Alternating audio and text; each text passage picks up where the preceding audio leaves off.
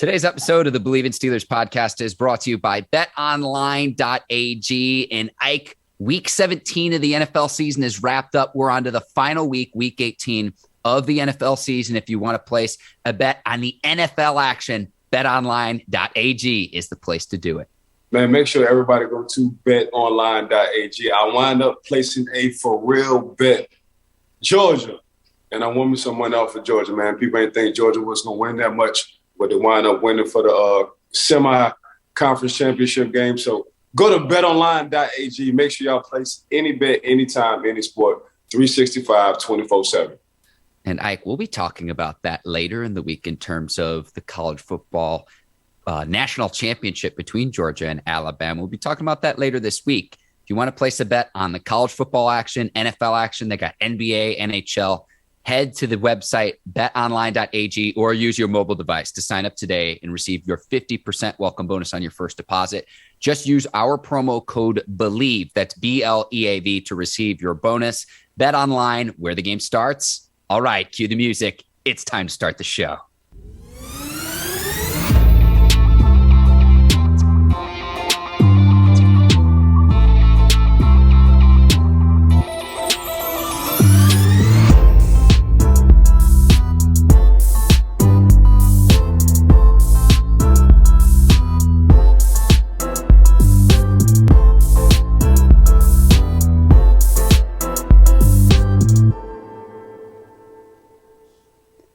Welcome to another edition of the Bleav in Steelers podcast on the Bleav Podcast Network. I'm your host, Mark Bergin, joined as always by my guy, two-time Super Bowl champion and 12-year veteran of the Pittsburgh Steelers, number 24, Ike Taylor.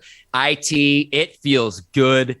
Big Ben and the Steelers getting a win at Heinz Field in what is likely Ben Roethlisberger's final start in Pittsburgh. Feeling pretty good on this Tuesday afternoon. Steelers getting the dub on Monday Night Football. First things first, Ike, how are you doing this afternoon, my man? Man, I'm doing good. Happy New Year's to everybody. Glad to see you for the 2022. Pittsburgh got a W, still putting themselves in a good position. Hopefully they can sneak in the playoffs if they beat the Baltimore Ravens. But at the same time, let's talk about that defense. We'll get further into it during the show, Mark. With a defense with 9 sacks, Big Ben, of course, we think it's his last go around at home field. He had a good game. You can just tell by the presence for 7, man. They just wanted him to do whatever he wanted to do, whether he wanted to go for it on 4th down, whether he wanted to run or pass the ball. Let 7 be 7. This is his day. This is his night. This is his time. You can just kind of see it in the air. It was a clear sky. The weather was nice. It wasn't overcast. Everything was just kind of set up perfect on TV, looking at it from afar for 7. And Ike, let's go right there, and I'll give the viewers and listeners a little bit of a roadmap. But you played with Ben Roethlisberger for years. You were teammates together from when he came into the league in 2004 until you retired in 2014. What would be your message to Big Ben after last night's win again and what is likely his final time playing at Heinz Field? Can't nobody play quarterback in that city and how they played it and how he played it in that city other than Big Ben. And we talked about that as players. I went against the Peyton Mannings. I went against the Tom Brady's. I went against the Drew Brees. That's 3 Hall of Famers. I went against the Eli Mannings. There go another Hall of Fame. I went against the tough Phillip Rivers as well. But 7, playing hurt, elbow, foot, knee, shoulder, what happened to him when he got in that motorcycle accident, the car wreck, coming back the same year, a mouthful of dentures, concussions. Like 7 built to play football in Pittsburgh. And not too many people built to play football, especially quarterback in Pittsburgh. So he embraced the city, and the city is hardworking, blue collar.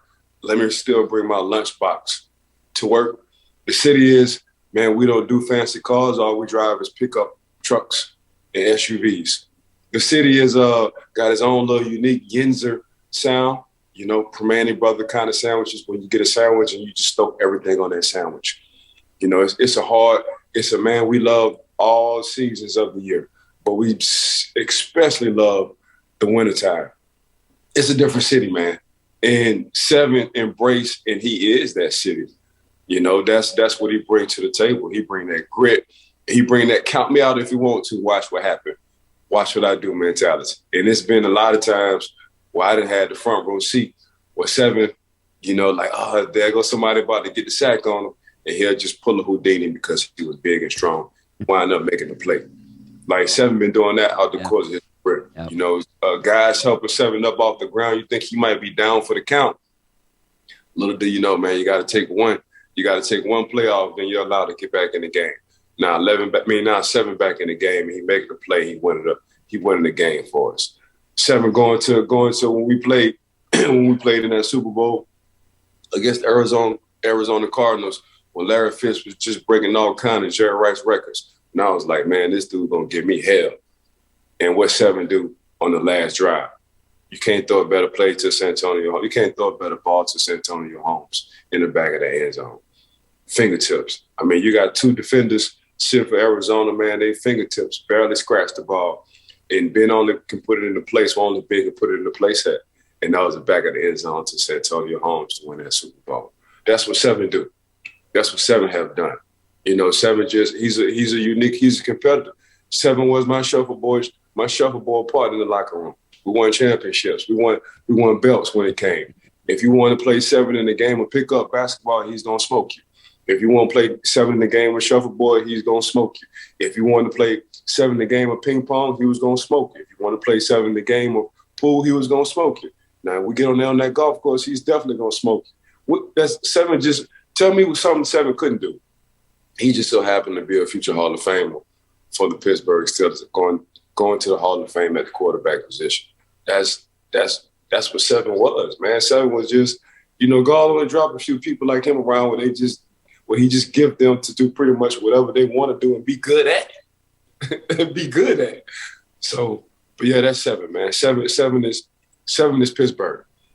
7 is, I can name all the other, I can name all the other Hall of Fame that I played against, and a lot of props. Could none of them play in Pittsburgh but 7. Did it his own unique way, improving his all-time record against the Browns, 26-3-1 in his playing career. All 18 seasons with the Pittsburgh Steelers of his NFL career, unless you count the Gotham Rogues from the Dark Knight Rises movie, which was used the Steelers in that movie.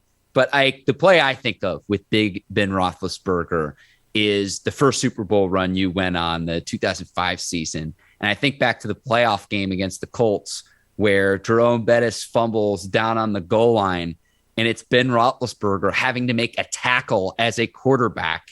How many other quarterbacks would have been able to make that same exact play? So, yeah, you've got the 2008 season and the Super Bowl that you had in 2009 against the Cardinals and that magical drive going down the field with San Antonio Holmes. But I also think about the tackle that he made to preserve the Steelers season, first 6 seed to win a Super Bowl as well. That's the play that I think of. But getting to see him do it one final time at Heinz Field, it was really a special moment last night. It was great to see that he was swept up in the emotion. His family was there. What it meant to the current players on the team and former players that were also there. Heinz Field was terrific last night. Coach Tomlin even said as such after the fact. And I thought it was a fitting tribute for Big Ben Roethlisberger in a game where he throws the ball 43 times, only has 123 passing yards, but the Steelers able to get it done thanks to the effort of several of the other players, which we'll get into here on today's show. But I thought it was a fitting tribute because Ben Roethlisberger, in his 18 years in Pittsburgh, he did it in his own unique way. Yeah, he did. And he's supposed to, because he deserved it.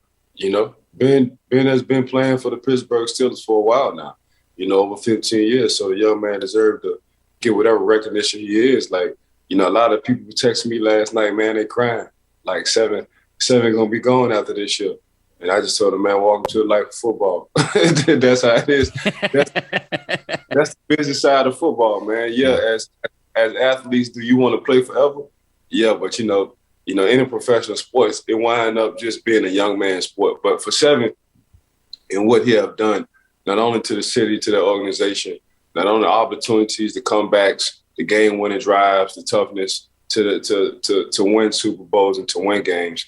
I myself personally, Ike Taylor want to thank Big Ben for being as tough as he is, for making the plays he have made, for playing as long as he played, for making it to the Hall of Fame. So now I get to say I played with another Hall of Fame, and 7 is one of them. And I proudly say that. So there we go on that one. But congrats to 7. Had a heck of a run, had a heck of a season, had a heck of a career. And even though I would never make the Hall of Fame, I would proudly say 7 is another one of the guys who I've played with out the course of my career who has made or will be in the Hall of Fame first ballot. Absolutely. I don't think there's any doubt about that, Ike. And last night's game, first time in NFL history, a quarterback had more than 40 attempts and fewer than 150 yards and won. So again, talking about how Big Ben's doing it in his own unique way, 24-46, 123 yards, a touchdown and an interception. And I know Big Ben's going to generate most of the storylines, as well he should. But to me, the good news was this. Najee Harris going for a career high 188 yards, 181 after contact. And to me, it's evident he listens to the Bleav in Steelers podcast, because the last time we were on, Ike, you said he needs to start going north and south. 181 out of his 188 yards after contact. He was terrific last night. I want to mention one other thing, too.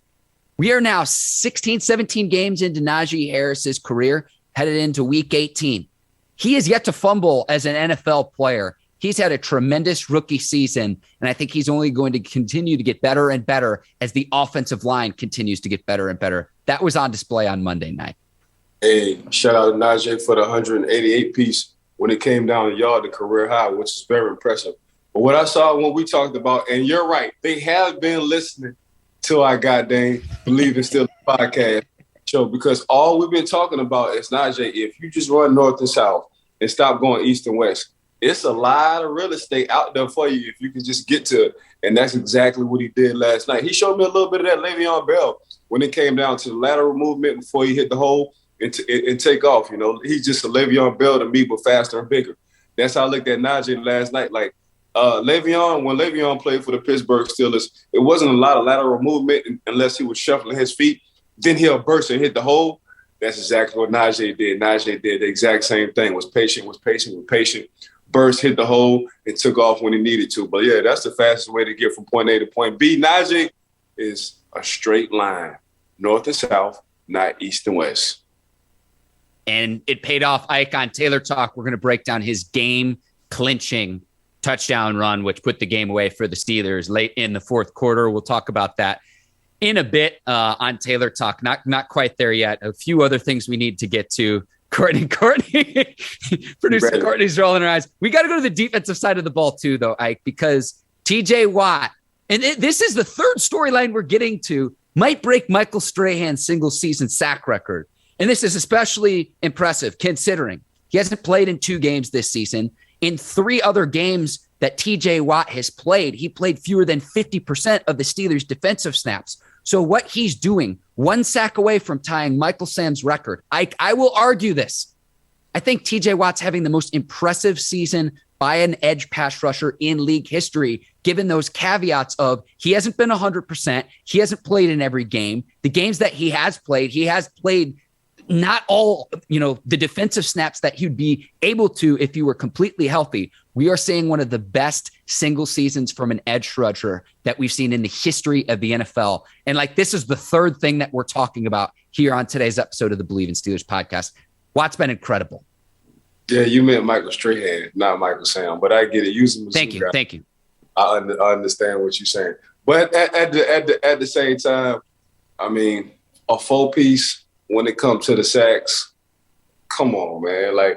TJ last night was playing out of his goddamn mind. I think the defense had a total of 9 sacks against Baker Mayfield. Yes, sir. Browns.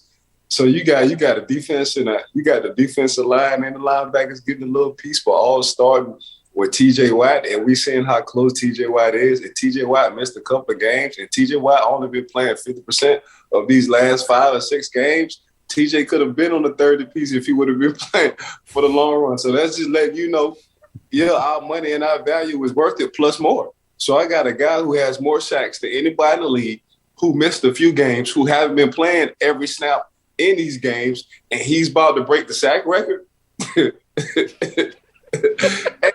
As an organization, I'm saying, man, my draft picks and my money is well invested. I'm getting nothing but return off my money. So I ain't really got to press and be aggressive with my money, man. My money just going to know what to do on his own.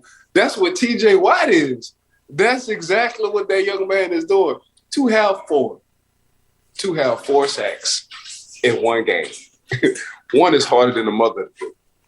And the reason why it's so hard, he was getting chipped by running backs. He was getting chipped by tight ends. Sometimes he was getting double teamed by other offensive linemen. And guess what he did? He was getting a sack a quarter. Guys can't wait to get a sack a game. Last night against the Cleveland Browns, he got a sack a quarter. That's how good TJ Watt is. Shout out to TJ Watt, man. I hope he breaks this Michael Strahan sack record and bring that thing home to the city of Pittsburgh, because that's what we do. We sack quarterbacks, we eat them, and we spit them out. Yeah, they were hunting the quarterback, and it reminded me of Michael Strahan. Like, first time a Steelers player's gotten 4 sacks in a game since Joey Porter 20 years ago, like one of your former teammates. And it was the usual suspects for the Steelers. Cam Hayward played well up front, four tackles, a sack, a TFL, 2 quarterback hits, 2 pass breakups. How about Chris Boswell, too? 4 field goals made and 2 extra points made as well. The usual suspects out on full display for the Pittsburgh Steelers. But it wasn't just the 4 sacks with TJ Watt either, though, Ike. 3 tackles for a loss, 5 quarterback hits, and he made James Hudson III's night a living hell. I don't want to throw Hudson under the bus because he's a rookie. Oh, hey, rookie, go up against the best edge rusher in the league, not just in the league, but maybe in the league of the last 3 or 4 years. And good luck. You're going one-on-one against him. Jack Conklin's normally there for the Browns, though. He didn't play in last night's game. That's my point. And you're a rookie going up against TJ Watt, and you saw what happened in one-on-one matchups. Hey, that was Halloween for the young man playing at the right side tackle position, and that was a late Christmas present for TJ Watt, for the Browns putting his ass in there to get his ass issued. That's exactly what happened.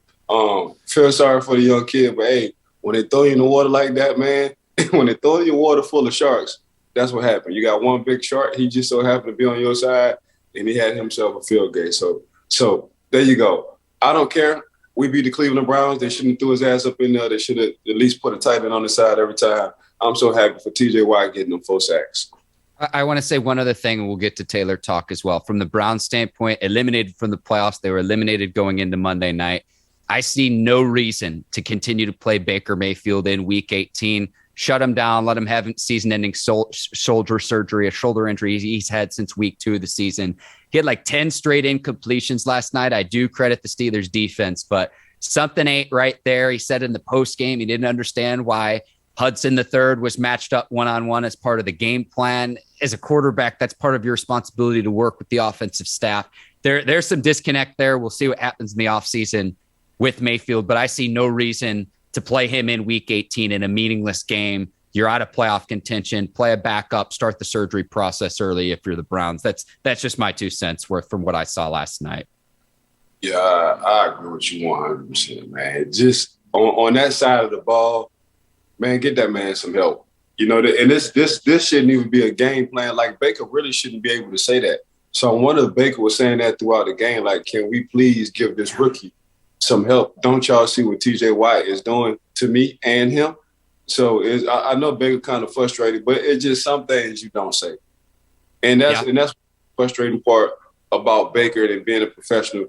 You don't talk about the training staff. You don't talk about what you think you should have done. You don't talk about a lot of things in the post-game press conference. It's some things you just don't talk about. You go back there, you tell your coaches, hey, man, let me speak to y'all. You go off on them privately, quietly. You go off on the training staff, whoever the head training person is, privately, and you tell them how you feel, and you tell them in a manner which nobody feels disrespected. You don't say it out in the open. And I think that's what some of the Cleveland Browns, not only players, But even people in that facility and on staff, they're like, Baker, man, some things just got to be in-house, bro. It ain't for everybody to know what the hell going on at the house. So that's what it is. That's one of the few things I think Baker needs to work on is zipping up his mouth in a lot of cases on what goes on in that Cleveland Browns facility. I'm with you there 100%, Ike, and especially considering he held the ball. So I'm not going to just throw Hudson under the bus completely because Mayfield needs to understand, okay, Watt's lined up over his right tackle. You're not going to have all day to throw as you would if you're going up against, say, just an average player. You're going up against an all-world player in TJ Watt. So that's not all on Hudson, the rookie. Quarterback's got to be able to help out his lineman in a tough spot there, a tough one-on-one assignment. So, so there's disconnect there, and there's reason why the Browns aren't in the playoffs. Let's go to Taylor Talk, Ike. Video footage courtesy of NFL Game Pass. Minute left in the fourth quarter. Steelers leading 19-14. And at the Cleveland Browns 37-yard line, Browns have an 8-man front here. And the Steelers turn to the rookie first-round draft pick Najee Harris on this play. Ike, what did you see here as the Steelers handing the ball to Harris and he burst it for a 37-yard touchdown to seal the game? But what did you see here on this play? Yeah, so before we run a play, man, we call this an elephant package on defense, meaning all our big defensive linemen, because of the personnel size on, you got an extra lineman. For the Pittsburgh Steelers, you got 2 tight ends and you got a big receiver, and Chase all sitting down that line of scrimmage. So the mentality and the mindset is, y'all know what we about to do. Yeah, we do know what y'all about to do. We about to run the ball on your ass. That's exactly what we about to do. It's 32. We've been listening to this Bleav in Steelers podcast, and Ike and Mark been saying, can y'all run the damn ball? So we're going to run the ball on your ass on this 32. But getting to this personnel package, man, on both sides, it's an elephant package. And when you think of elephant, even if you don't know football, you think of big. So it's the big boys on big boys. It's the mindset versus the mindset. It's, man, I'm going to get this first down. Hopefully you can stop. You won't stop me. And on the defensive side, it's like, man, I wish you would try to run this ball in our defense. But in this was a crucial play, and that's what I like about the Pittsburgh Steelers, man. It's bringing it back with the old school, man, smash mouth kind of football. And I'm glad Seven wanted to go under center and let his little hot, running stud and Najee run the ball because he was in the zone last night himself, So if we can just run this play, and that's what I like about this play, man, it's getting back to that old school. It's getting back to, but we're going to pause it right here. And the reason why we're going to pause it right there, you see up top, the other Watt. See, if we can, we're going to try to get all Watt brothers to the Pittsburgh Steelers. We got 2. We're working on 3. We got to have season-ending surgery, but we're going to see if we get them in the offseason. So y'all can just name us the Steeler Watt crew. That's where we going. Because like Coach C said, you can't have enough Watts on your roster. But anyway, getting back to 44-man Watt, our fullback, he pulls, and this is what he does well. He blocks, and we call this a 2-for-1. So it's one guy blocking 2 guys. And when I'm looking at Newsome, if you just check it out from the top, Newsome always has to make the outside or inside linebacker right. So you always got to play at least 2 or 3 yards off of the inside or outside linebacker. So wherever he goes, you go opposite. So we call that gap sound. And what it seems like right now is the Cleveland Browns are not gap sound. You got 2 guys in one gap, and that's Coach LeBeau say that's a recipe for disaster. And this is exactly what's going to happen. Now, what I do like about Najee and his patience and his running skills is he wasn't trying to bounce it to the outside. His mind wasn't made up already. He was like, man, I'm going to be patient. I'm going to see what I can find in the hole. And if I see a little crease, I'm going to hit it. That's exactly what he did. Now, for me, and coming off this play, that shuffle, and his lateral movement not being so quick but very subtle, it reminded me of a Le'Veon Bell, Mark. When I saw him shuffle, then he hit the hole, I said, man, that's a little piece out of Le'Veon Bell repertoire. He's just bigger, stronger, and faster than Le'Veon. That's what I see out of him. But once he hits this hole, and this is crucial, this is a 3rd and 2, and it's like you say, Mark, this kind of sealed the game for the Pittsburgh Steelers. So, Ms. Courtney, can we let this play run? And as it runs to, it's not just Watt making the key block. It's off the edge is Harris breaks free, and he's blocking former first-round pick Jadeveon Clowney. But like you said, Ike, both Jadeveon Clowney and Greg Newsome II, both first-round picks, get caught in the wash because of the block by Derek Watt, which springs Najee Harris for the touchdown. We'll pause it again here. So I want to talk about this stride length, and I train people, And I always look at, man, why are guys running past and faster than everybody else? So if you can just look at Najee's stride length, his heels ain't touching the ground. If you can just look at his stride, he got a nice Olympic stride when it comes down to running. Now, regardless of how fast you are, whether you're a little guy or a big guy, once your heel hit the ground, you kind of start decelerating as a runner. But the fact Najee, at his size, at his build, in the position he plays, has the stride, not only has a stride, but his heels isn't hitting the ground as a runner. That's very impressive to me. So we like to call that, as athletes, that bounce. So he got that bounce when he hit the ground. So every time he hit the ground, man, he's gaining yards. He's opening his stride, and he's going to leave a lot of people in the dirt once he gets the ball rolling, once he gets into his rhythm. So, man, shout out to Najee, the Pittsburgh Steelers. A great 37-yard run by Najee. I'm so glad he went north to south and stopped going east to west. And we're getting back to that smash mouth Pittsburgh Steelers football. But, man, if you just look at taking this picture. So every time you run and your heels don't hit the ground, you're gaining ground in faster time.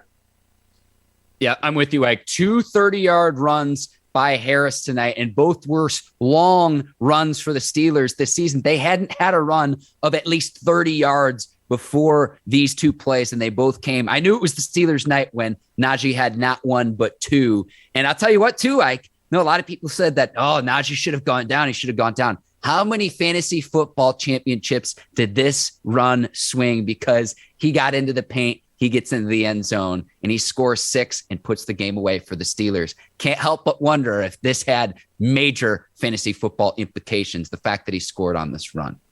Man, I'm definitely not worried. As a player, I'm not worried about no fantasy football. I'm trying to score the damn ball. Like I know in the offseason, man, the front office and the coaching staff, they're gonna try to pick on everything I didn't do. So why the hell, man, I'm gonna go ahead and get these goddamn yards and I'm gonna get this touchdown. So when it's my time to get this goddamn contract, man, that resume say a 30-something touchdowns in 3 years. 4,000 yards. Over 4,000 yards and blase. Yeah, this how I'm thinking as an athlete. I'm not getting down. I don't care nothing about that. I'm trying to build my damn resume. So when that contract time come, Mark, man, and I hand it over to my agent, and I'm gonna say, hey, baby, go get that bag. He's gonna be able to go get that bag, man. I'm definitely not. Let that thing, because Nick Chubb did the same thing a couple of years ago. Nick Chubb did the same thing, and we came on here and I said the same exact thing. What I'm saying now. I'll be damned if I'm going to take a stat off my resume, and I know the front office, when it comes down to get paid, they're going to use that against me. Hell no. This is why you got to pay your agent extra to say, I purposely dropped that interception so we could get better field position. You're not paying it at all. Hell no. You don't pay your agent extra. It's only a 3% anyway. And actually, I'm trying to get down to 1.5 later on in my career. That's what I was getting to 1.5. I'm like, y'all can be my agent, but they got to be at the 1.5, man. I'm definitely not giving y'all 3%. Some savvy advice from a 12-year NFL veteran. We will move on. Antonio Brown's outburst. It looks like he will now no longer be a member of the Tampa Bay Buccaneers. I was trying to rack my brain to think of if I've ever seen anything like this. There was that cornerback, Davis, I want to say he played for the Miami Dolphins a few years ago, ended up just like quitting at halftime. But I've never seen something quite like this where in the middle of a game, a player just has an absolute outburst, takes his pads off and leaves the field. He was trying to fire up the Jets crowd, doing like jumping jacks in the end zone. Let me just start here, Ike. What would you tell Antonio Brown, your former teammate, after what happened? So it's a kicker to this story. And I talked with a good friend last night with this. And I've been knowing Antonio Brown, and he's been doing a lot of crazy stuff on and off the field. That's just AB. AB is going to be AB. AB is going to always, regardless on who you bring around him, he's going to always going to let you know, man, I'm going to do what I want to do regardless. I don't care who's in or out my corner. That's just me. But I've been knowing AB for a long time, and he always had ankle and bad feet problems. Always. Now, from what I was told that AB not only really could have sat the last 2 games out, and he was only playing because the team needed him in this situation. Hopefully they can put themselves at that number 1 seed. He said, F it, man, I'm gonna rock with my teammates. So the fact that he knew he had 3 possible topics to get 3 different kind of incentives, 330 3 times to hit a little bit over $1 million. He did know that. So the fact that he came in that to the situation, and it was a close ball game, and it wasn't doing too well against the New York Jets, I understand all that. But the man said his foot was hurt. He said he couldn't go. He said run and go routes, he can run and go route, but when it comes down to playing that, sticking his foot in the ground and getting lateral left or right, it was really bothering him. And they didn't want to hear that. They said, nah, you're going to get your butt back in the game. He said, Coach, I understand my incentives, but right now this ain't about my incentives. I'd rather not keep re-injuring my foot than go back in this game, man, and do what y'all want me to do. And then I'm out for the playoffs. Let me get this rest, help my incentives. We got enough guys who can get us to where we need to go. Now you need to get your butt back in the game.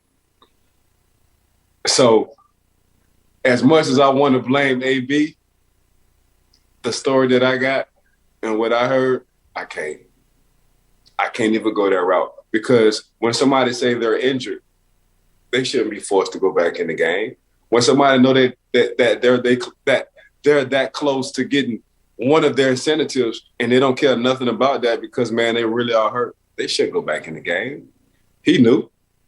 He didn't care nothing about his incentives at that time. That's why he flipped out. He flipped out because he's hurt. Yeah, so, let me hop in really quickly here too. Let me get those incentives just so our viewers and listeners know about this. So he needed 8 more catches to unlock a $333,333 bonus. Same amount if he had 55 yards of receiving, and then he needed 1 more touchdown. Again, 3 bonuses worth $333,333. So about $1 million. So those are the incentives that you're mentioning. Also important for our viewers and listeners to know that the Bucs are without Chris Godwin for the rest of the season with the season-ending knee injury. So, yeah, you've got Mike Evans there. Yeah, you've got Gronk and the tight ends with the Buccaneers, but the Buccaneers are not at full strength at wide receiver, considering Godwin is not going to play the rest of the season. You need AB, good, bad, and different, whether you like him or you hate him. He's an asset to this Buccaneers team, and the Buccaneers don't win a Super Bowl without his talents and without his abilities a season ago. And that's what he brought to the table with the relationship that he has with Tom Brady. So this is a Buccaneers team trying to repeat as Super Bowl champions, trying to get home field advantage in the playoffs. But there's clearly a disconnect there, Ike, from what you're telling me and the information that you have of if he was healthy enough to go and if he wasn't, the communication with that. And, you know, that's what led to the outburst. I've never seen anything like it. It was just absolutely bizarre because, you know, if he was hurt or if he was unhappy being benched, whatever the narrative was, you know, you've got to at least be there for your teammates. And that clearly didn't happen. Right. He walks off and it looks like he's not going to be a member of this team. Now, I don't want to just immediately turn to mental health either, because I personally don't know. I don't know Antonio Brown. But if that is a factor in here too, to where he needs help too, I can't help but wonder. And I know there was a report that surfaced on Monday saying the Buccaneers couldn't just outright cut him. So I hope he's getting the help that he needs. But more so than anything, as a football fan, seeing Antonio Brown play the receiver position, when he's at the best of his abilities, he's as good as there is in this league. And we're being robbed of not being able to see that if he's not on a football field. Now, if he's had ankle injuries, I know earlier this season, he got caught lying about his vaccination card too. It's as simple as this in the league. You will be employed, and really in life, you will be employed. So as long as the abilities that you bring to the table surpass or exceed any problems that you bring to the table. Buccaneers might not feel that way, and you cannot abandon your teammates in that scenario, even if you were being forced to go on the field. There's a disconnect there. And I just hope we get to see him in an NFL uniform again. I really do, because in terms of his on-field ability, he's a great receiver. I doubt it. That was the last time we saw a NFL uniform. And I said it when I saw it. I said that was his last run in the NFL. That's just what it is. Excuse me. You can only put over so much. And regardless on whether it goes your way or not, man, you as a teammate, man, I still want you to rock with me. Because you did see Mike Evans. You did see a few other guys try to keep AB on the field from blowing up and leaving it and walking off.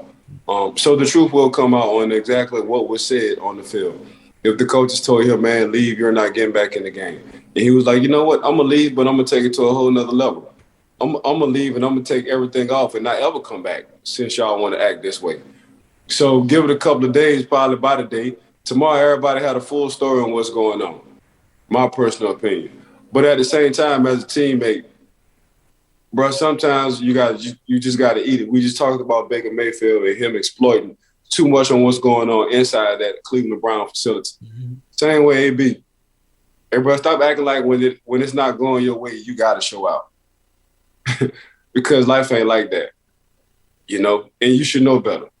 But obviously, man, this outburst isn't good. I think AB didn't have too many chances in the NFL, and I think people just tired of it because it's a lot of behind-the-scenes things that was probably going on that we don't even know about. He just showed us, you know, live in person. This is exactly how he acted, who he is. And the perception, I've got a timeline of all the different types of events dating back to December of 2018 when he reportedly threw a ball at a teammate while he was still a member of the Steelers, and everything that happened from, you know, the Steelers moving on from him, trading him to the Raiders, the short stint he had with the Raiders. You know, you're talking about accusations of sexual assault. You've got sexual misconduct, charged with felony burglary with battery, 2 misdemeanors, you know, getting suspended for 8 games for the NFL's personal conduct policy, you know, signing with the Buccaneers last year, the vaccination card. Like, there's so much stuff. So it goes back to, it's as simple as this. You will be employed in the NFL so long as your talent and ability surpasses any problems you bring to the table. And to me, it's that simple with Antonio Brown. I hope he can get right, but like you say, I don't know if he'll be able to. I'll leave it at that. Yeah, it's a wrap on playing in the NFL. Hopefully AB get his mind right. And I know he's real close with Uncle Prime, Deion Sanders. So Prime probably reach out to him, give him a call, and probably take it from there. And hopefully AB will listen to him. But as far as like NFL, it's a wrap. My personal opinion, it's a wrap, bro. That's too many chances in a short amount of time. You know, damn near you go to 3 teams in 2 years, and it's always a repeat something. A repeat not doing this, a repeat not doing that, a repeat not doing this, a repeat not doing that. Nah, it ain't gonna work, bro. My personal opinion, these coaches and these GMs and these owners, they tired, bro. So, and the only reason why I think personally he was really back was because of Tom Brady and he vouched for him. Mm-hmm. If it wasn't for Tom, he wouldn't have been a Tampa Bay Buccaneer anyway. That's just what it is. So. And Tom had that kind of clout and pull, and Tom said, man, I keep him under wraps. I'm telling y'all as an organization, I got him. And they said, okay, Tom, if you're giving us your word, cool. But after what happened yesterday, and, you know, Tom is the ultimate teammate, and Tom usually don't vouch for nothing but himself, you know? And that's just by the work he put on the field. And Gronk, but yes. Gronk as well, but hell, even Gronk knew how good AB was and how Tom was getting on a close relationship. You don't stay in somebody's house because they don't F with you. You stay in somebody's crib because they really do care. I'm not going to invite any and everybody to my house. Really, I don't really invite nobody to my house. So the fact that he stayed with Tom for a stint, with his family for a stint, he was trying to show the organization, I told y'all I got AB. So for AB, regardless of whether it went his way or not, for him to act out like that, it's kind of, Tom is very disappointed. And I'm sure Tom is very sad, like, damn, bro. Like, I tried. I really tried. And these people, you know, now they're looking at Tom like, man, I told you. That's how they're looking at Tom like, man, I told you. Oh, you thought he was your homeboy. So hopefully AB gets some help ASAP soon. Hopefully he acknowledges he needs some help ASAP soon. Because to see talent go in this fashion, just the way it's been going, it's crazy. Because I knew from the time he stepped onto the field, he was a Hall of Famer when I went against him. I said, man, this dude, because I'm looking at Mike Wallace, Antonio Holmes. You've seen them all, like, yep. Yeah, I'm looking at the three, because they used to call each other the Lamborghini boys, the Bugatti boys. That's what they used to call each other. So out of the Bugatti boys, you already know 84 had the juice. He was the one. And you know, Mike Wallace would run past you whenever he wanted to. He had a V18 engine. You know, Emmanuel Sanders, he was tough as nails. He'll come down and smack a linebacker or a defensive end anytime he wanted to at 170 pounds. And you had AB. All he did was make big plays. And that started in practice, in training camp. Like, you could throw the ball to either one of those three guys who was making all the big plays. It was AB. Who was the best polished receiver? It was AB. Who had the best hands? It was AB. It was AB. I remember clearly, you know, and I just hate to see this dude go to waste, his talent go to waste, man. They called me. They was like, who's our best receiver out of three? I said, AB. Front office and the coaching staff called me. Said, who our best receiver? I said, AB our best receiver, bro. I'm telling y'all. They said, are you serious? I said, I go against the man every goddamn day. I go against all three of them every day. At some point in time during practice, he's our best receiver.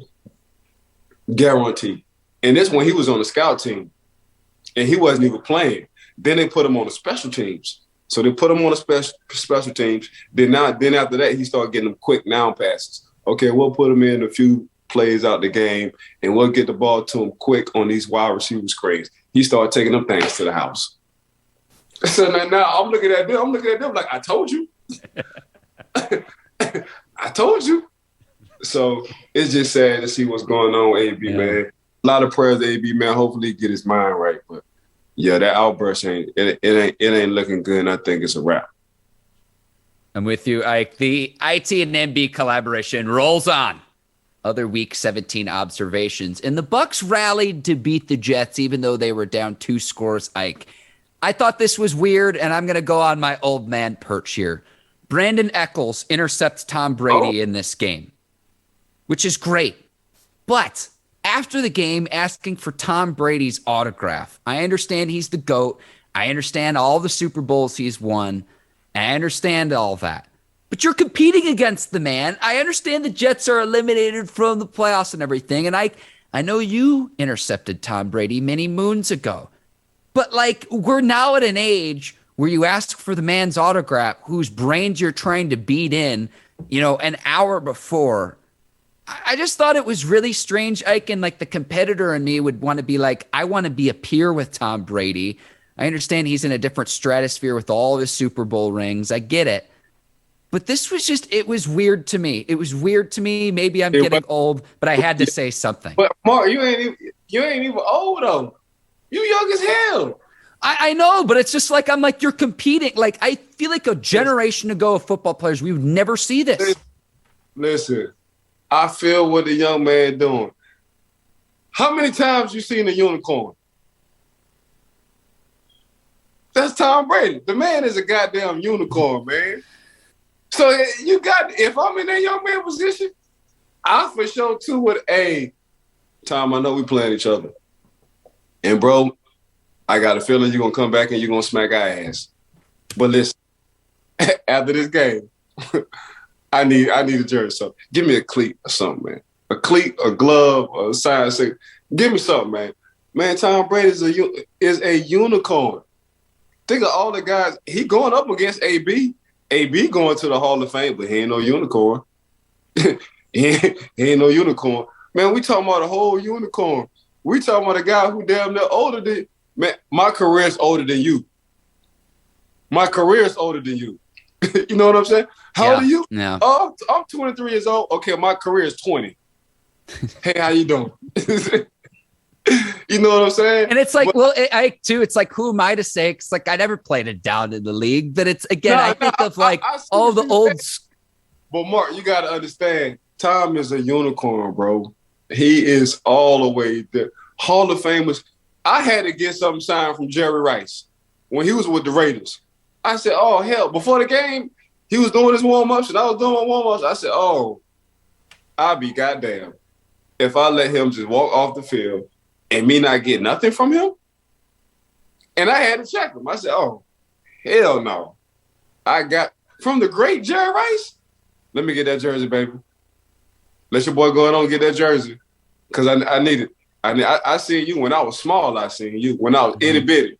When I was a snotty nose, I seen you put in some work. And now I get to go against you. Oh yeah, let me get that. Oh yeah, let me get that. Let me get that. As a matter of fact, let me get a picture. Matter of fact, let me get 6 pictures. Every time you go past me, that's a damn picture. Every time we win one more, that's a picture. Let me get a goddamn picture. Let me get the cleats. Let me get the socks.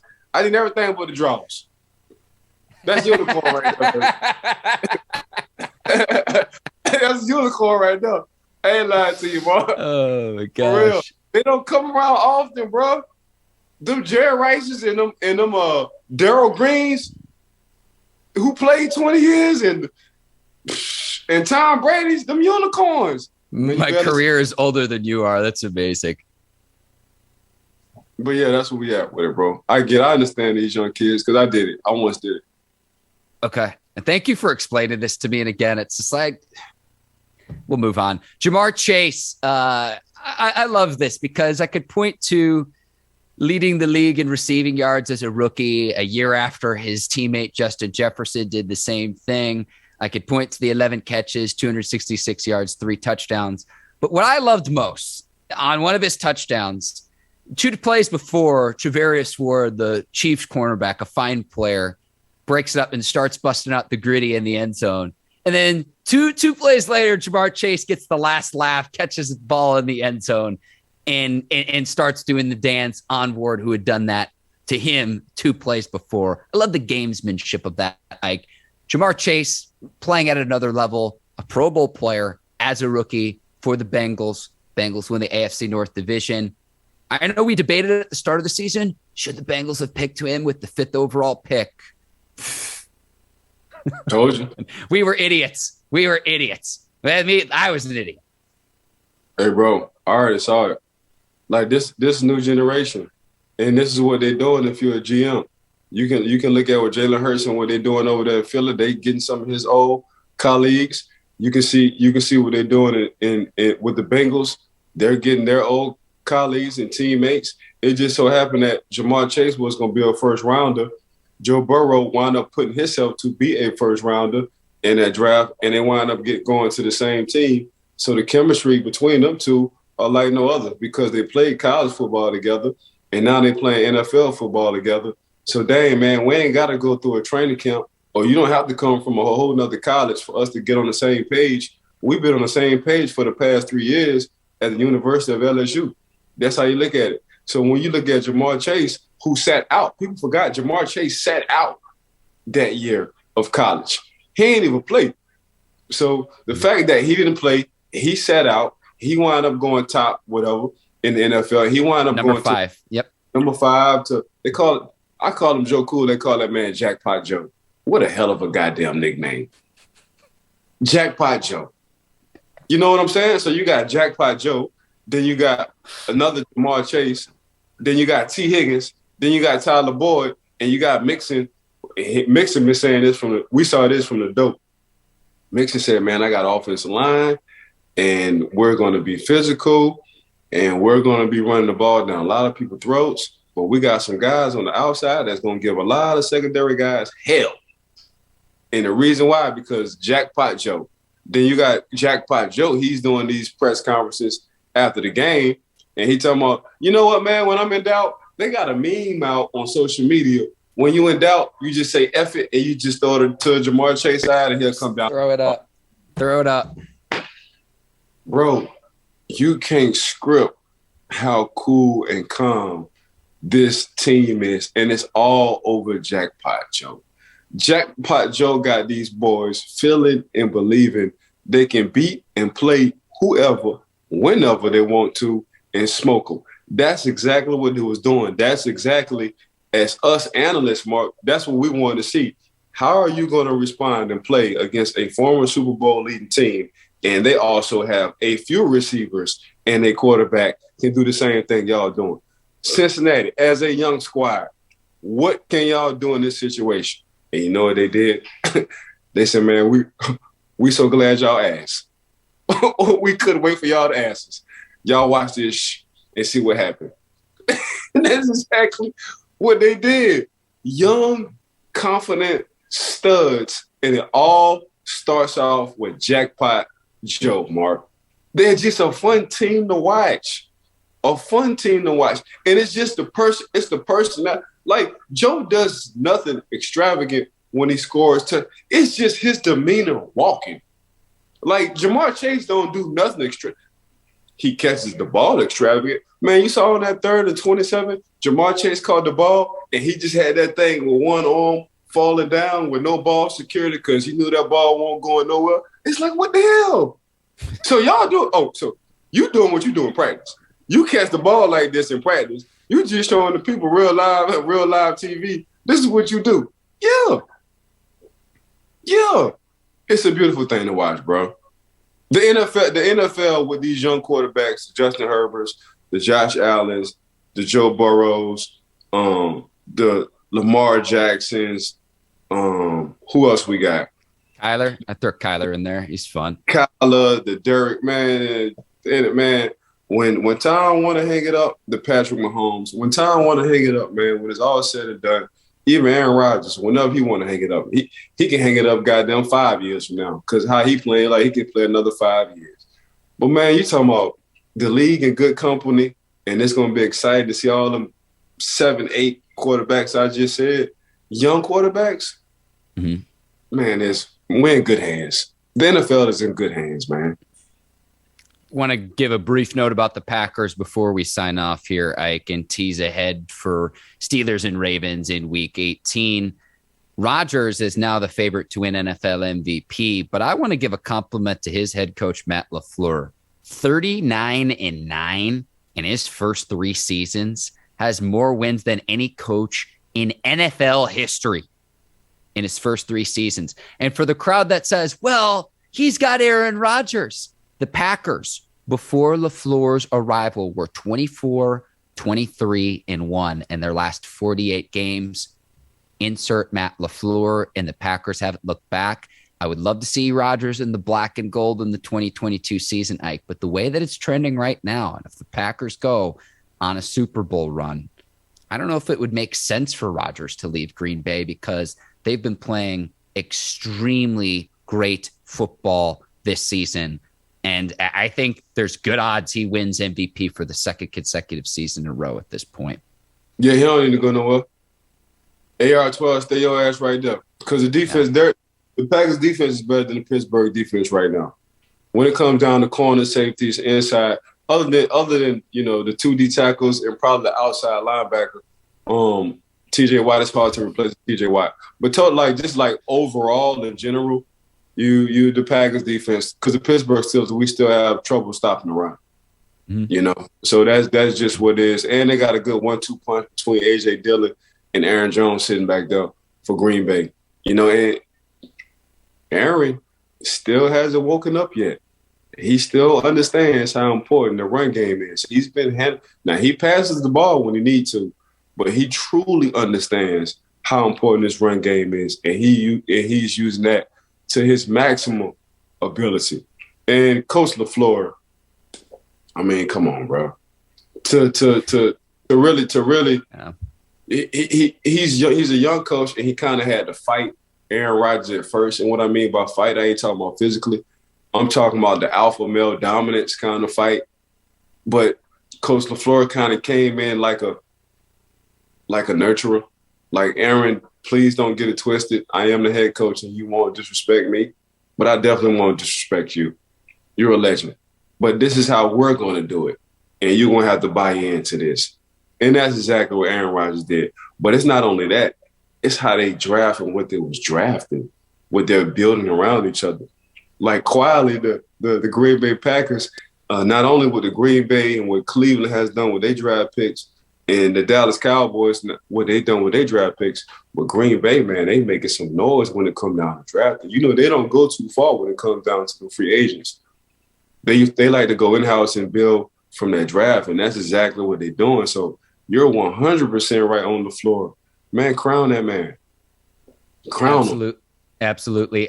Next week, we'll talk more about who should win what NFL award. I think LaFleur is going to be up for Coach of the Year. I'd personally give it to Mike Vrabel, but we'll talk about that next week. Now, teasing ahead to Friday's episode of the Bleav in Steelers podcast. Quick roadmap for the Steelers to make the playoffs. Have to beat the Ravens on the road in Week 18.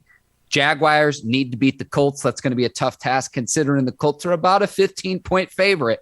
And also, there needs to be no tie between the Chargers and the Raiders. Ravens open up as a 5-point favorite against the Steelers, Ike, but later this week, we're going to have a full breakdown of everything that the Steelers fans need to know heading into Week 18 against their bitter AFC North Division rivals in the Baltimore Ravens.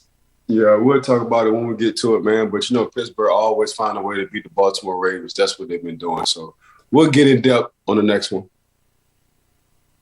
Ike, you're the absolute best. I want to give a shout out to the folks over at the Bleav Podcast Network, the crew at Brinks TV, led by John Brinkus, Courtney Vargas, and Herbert Diaz. I confused the last names there as we continue on. BetOnline.ag, and to you, the listeners and the viewers of the Bleav in Steelers podcast, thank you for tuning in. Man, I want to appreciate the whole family. So everybody you just named, man, they family. From BetOnline.ag, from Brinks TV, from the Bleav in Steelers podcast, just the whole nine, man. Appreciate family. Teamwork made the dream work, and y'all always been rocking with us and keep it Mark and I looking fresh. For Ike Taylor, I'm Mark Bergin. Thank you for listening to the Bleav in Steelers podcast. We will see you again on Friday to preview Steelers and Ravens Week 18. Until then, take care and so long, everybody. Peace.